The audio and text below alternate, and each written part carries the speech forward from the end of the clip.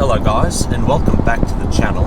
My name's Dalen, and as a patriotic Australian, I'm very excited to bring to you the first Aussie car that we've had on the channel. It is a HSV Coupe 4. For the non-Aussie viewers, the HSV Coupe came out in 2001 as a more focused version of the Holden Monaro. There were two variants, the LS1 powered GDO, which made initially 342 horsepower, but that was lifted to 382 a couple of years later, and the GTS, which made 402 horsepower thanks to Callaway cylinder heads and ECU. Now, if you're British or American, you might actually recognise this car, and that's because in 2004, the updated VZ Series Coupe, this time with the 6-litre LS2, was exported to the US as a Pontiac GDO and to the UK as a Vauxhall VXR, which, by the way, won Top Gear's Muscle Car of the Year award back in 2004. But the coupe I'm driving today was only available for Australia and New Zealand, with about 20 examples going over to New Zealand. And what made the Coupe 4 so rare is that, as the 4 in the name suggests, it was all-wheel drive, with only about 134 being built. It was an extension of HSV's other LS1 powered all-wheel drive product, the Avalanche, which both came in wagon and ute form, sharing the same engine, gearbox, transfer case and front diff, but having lower struts and different rear control arms than the off-road oriented Avalanche. And it was only available with General Motors 4-speed auto, the 4L65E, due to the optional Tremec manual in the rear-wheel drive not being compatible with the transfer case. The all-wheel drive system itself was known as Crosstrack, which is an American design unit but modified by Holden Australia, with different drive shafts, front diff, and a 62-38 rear-wheel drive bias power split. It also received a new front grille design and a widened track by about 60mm, which required these bolt-on wheel arch flares, which in my opinion don't really look as bad as people seem to think that they do. It was revealed at the 2003 Sydney Motor Show with a price tag of about $90,000, and it was initially really popular, with about 40 orders being made during its reveal, but in the end it really didn't sell well at all, with only 134 of the 200 planned models actually being made. And there was reason for this. The adding of the transfer case and respective front drive shaft made the underbody so cramped that they had to use a different designed exhaust, which restricted power to 362 horsepower and 475 newton meters, which is less than the facelifted rear-wheel drive GDO's 382 and 510 newton meters. It was nearly 100 kilos heavier as well, weighing in at just over 1,800 kilos. So, less power and 100 kilos heavier than the rear-wheel drive, which still had a manual option. On paper, that's pretty alarming. But what's even more alarming is that 70% of my viewers haven't subscribed yet, so please consider doing that if you haven't already. And a massive thank you to my subscriber for bringing this very rare piece of Aussie motoring history for me to film. Interior-wise, pretty comfortable. It's obviously not a German car, so Holden weren't as sophisticated with the overall interior, but being a more luxurious version of the coupe, it had a pretty decent stereo, about 200 watt, leather seats with memory, alloy pedals, and these nice little gauges. They show battery voltage and oil pressure. But first thing you notice when you're driving it is just how quiet it is. There's hardly any road noise, nor tyre noise, and it feels so planted and stable. And that's thanks to the fact that, being an Aussie car, it could actually be tuned to our roads.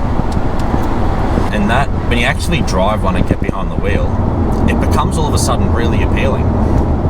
Especially the road noise. I am amazed genuinely just how quiet it is in here. There's hardly any tyre noise at all. And even though this car was never designed or marketed as being a GT car, it was a two-door coupe / muscle car, this car could fulfill a GT role so well. It feels so stable. It's pretty low slung. I don't have a lot of headroom, but I got a lot of leg room, which is what Aussie cars were always known for, especially in the sedan versions of the Commodores and even the Falcons. The gearbox cruises along pretty comfortably. It's a very lazy feeling drivetrain, hardly any noise, exhaust noise. This exhaust is completely stock. Cruising along at 90 odd kilometers an hour at just over 1600 RPM in not a lot of bolstering once you're in them, but the rear seats are probably one of the nicest set of rear seats I've seen, especially for a car at this price point, you know, being 90 grand brand new, well and truly much lower than the Germans and the rest of the Europeans were doing at the time. So much attention to detail, they're very nice buckets, exactly what you would get in a GT car anyway.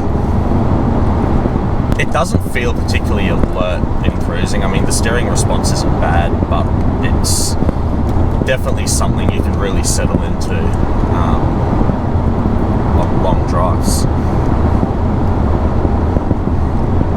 Alright, in a 100 section bit of road, let's put our foot down a bit.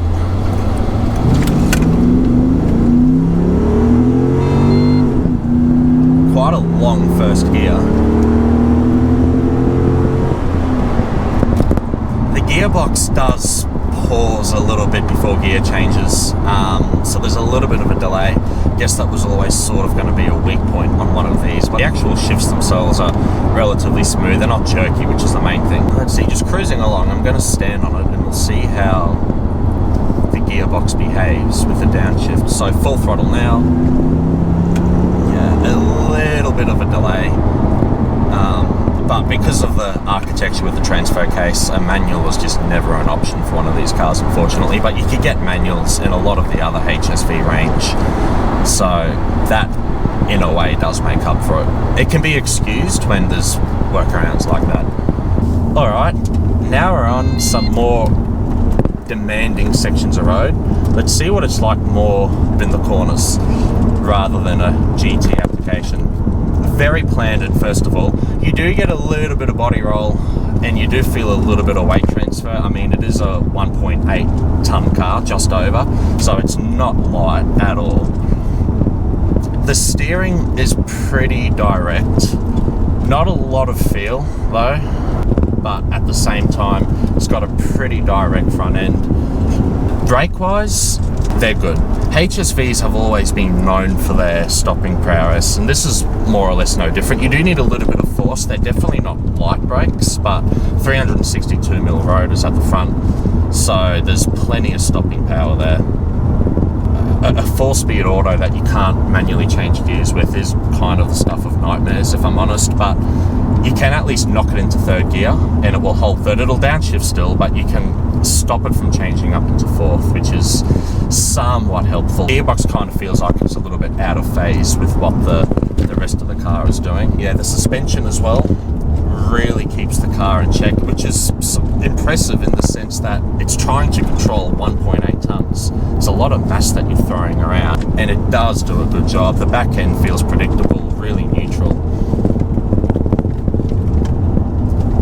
Feels like a very safe platform. Obviously, we are in the dry, so we're not exploiting the all-wheel drive system the way we might be if it was raining, but you're still not getting any hint of any effort from the all-wheel drive. It's distributing the power to the road really well.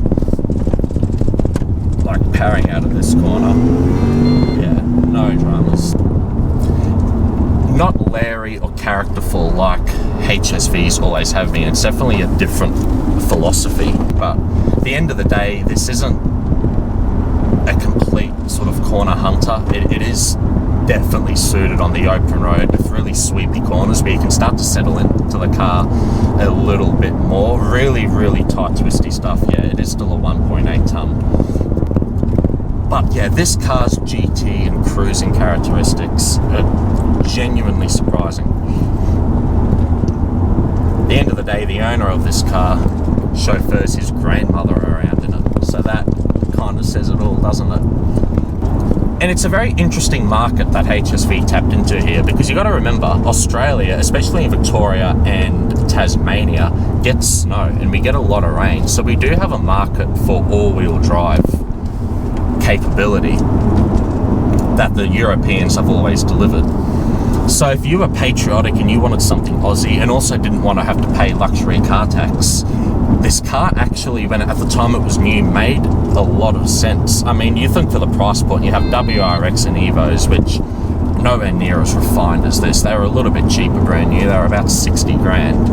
You had Volvos, you know, like the S60R, but that isn't a two-door coupe. That's a practical sedan without a V8. You had the Audi TT 3.2 V6, the Quattro, that was a two-door car, around the same price point as this. But otherwise, you'd be looking at a 996 Carrera 4, which was a $200,000 car. So it slotted into the market, I think, really, really well. And you had so much other flexibility within the HSV range at the time that if you wanted something that wasn't all-wheel drive and a little bit lighter, you could have had a GTS or a Club Sport or a more comfortable sedan like the Grange and the Senator or a Maloo.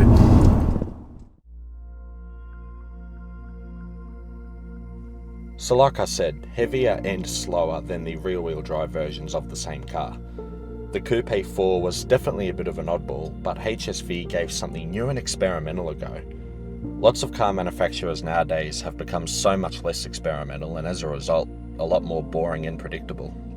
But between 100 to 120,000 for one of these secondhand nowadays, that is a lot of money. It's more than an SV6000 and pretty much just as much as a Gen F GTS.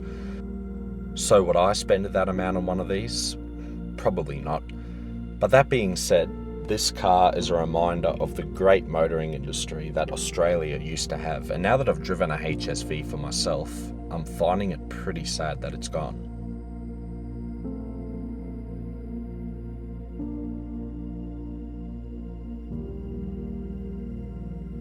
Well, if you have enjoyed today's video, please consider liking and subscribing. It really helps me find more cars to drive, more Aussie cars in the future. I think so. Anyway, see you for the next one.